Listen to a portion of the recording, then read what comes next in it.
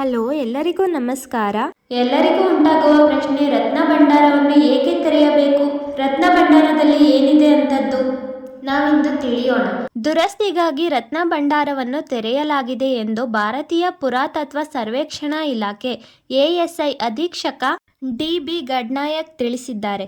ಮೊದಲು ರತ್ನ ಭಂಡಾರದ ಸಮೀಕ್ಷೆ ನಡೆಯಲಿದೆ.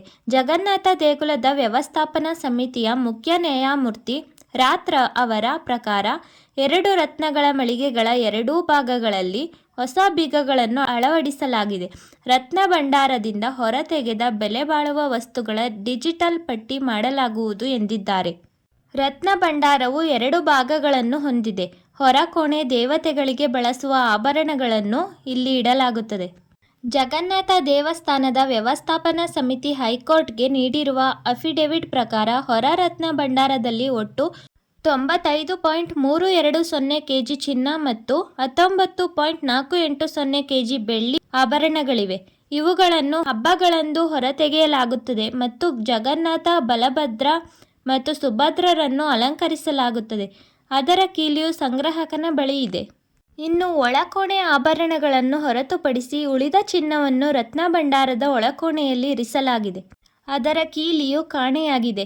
ಜಗನ್ನಾಥ ದೇವಾಲಯದ ವ್ಯವಸ್ಥಾಪನಾ ಸಮಿತಿಯ ಅಫಿಡವಿಟ್ ಪ್ರಕಾರ ಆಂತರಿಕ ಕೋಣೆಯಲ್ಲಿ 50.6 ಕೆಜಿ ಚಿನ್ನ ಮತ್ತು 134.50 ಕೆಜಿ ಬೆಳ್ಳಿ ಇದೆ. ಇವೆರಡರ ಹೊರತಾಗಿ ಈಗಿರುವ ರತ್ನ ಭಂಡಾರವೂ ಇದೆ.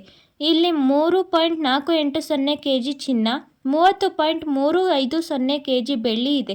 ಇವುಗಳನ್ನು ಆಚರಣೆಗಳಲ್ಲಿ ಬಳಸಲಾಗುತ್ತದೆ. ರತ್ನ ಭಂಡಾರದಿಂದ ಹಾವುಗಳು ಹೊರಬಂದಿರುವುದು ನಿಜವೇ? ತಿಳಿಯೋಣ. ಜಗನ್ನಾಥ ದೇವಾಲಯದ ರತ್ನ ಭಂಡಾರವನ್ನು ತೆರೆಯುವುದರೊಂದಿಗೆ ಅನೇಕ ಪುರಾಣಗಳು ಮುರಿದು ಬಿದ್ದವು. ರತ್ನದ ಮಳಿಗೆಗಳನ್ನು ಹಾವುಗಳು ಕಾವಲು ಕಾಯುತ್ತಿವೆ ಎಂದು ಹೇಳಲಾಗಿದೆ. ಹಾವುಗಳ ಇರುವಿಕೆಯ ಭಯದಿಂದ ಸರ್ಕಾರವು ದೇವಾಲಯದಲ್ಲಿ ಹಾವುಗಳನ್ನು ಹಿಡಿಯಲು ತಜ್ಞರು ಮತ್ತು ಹಾವು ಸಹಾಯವಾಣಿಯ 11 ಸದಸ್ಯರನ್ನು ನಿಯೋಜಿಸಿತ್ತು. ಪೂರಿ ಜಿಲ್ಲಾ ಕೇಂದ್ರ ಆಸ್ಪತ್ರೆಯಲ್ಲೂ ಸಹ ಆಂಟಿವೆನಮ್ ಅನ್ನು ದಾಸ್ತಾನು ಇರಿಸಲು ಕೇಳಲಾಯಿತು. ಆದರೆ ರತ್ನ ಭಂಡಾರದಲ್ಲಿ ಒಂದೇ ಒಂದು ಹಾವು ಕೂಡ ಪತ್ತೆಯಾಗಿಲ್ಲ.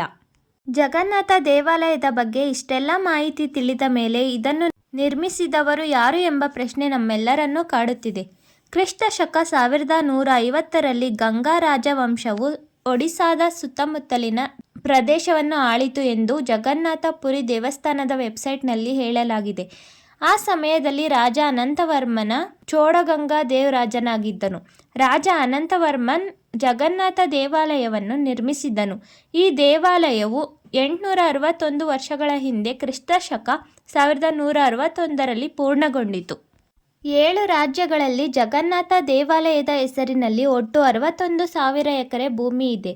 ಈ ಪೈಕಿ ಒಡಿಶಾ 60,426 ಎಕರೆ ಭೂಮಿ ಹೊಂದಿದೆ.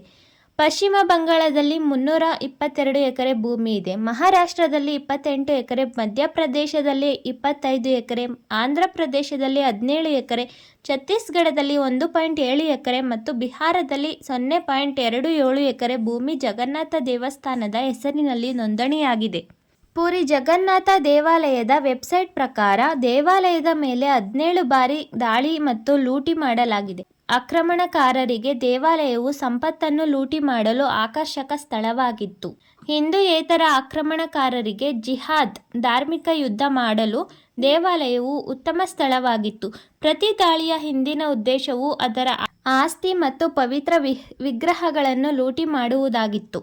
ಈ ವಿಡಿಯೋ ಇಷ್ಟವಾದಲ್ಲಿ ಲೈಕ್ ಮಾಡಿ. ಮುಂದಿನ ವಿಡಿಯೋಗಾಗಿ ಸಬ್ಸ್ಕ್ರೈಬ್ ಮಾಡಿ. ಎಲ್ಲರಿಗೂ ಧನ್ಯವಾದಗಳು.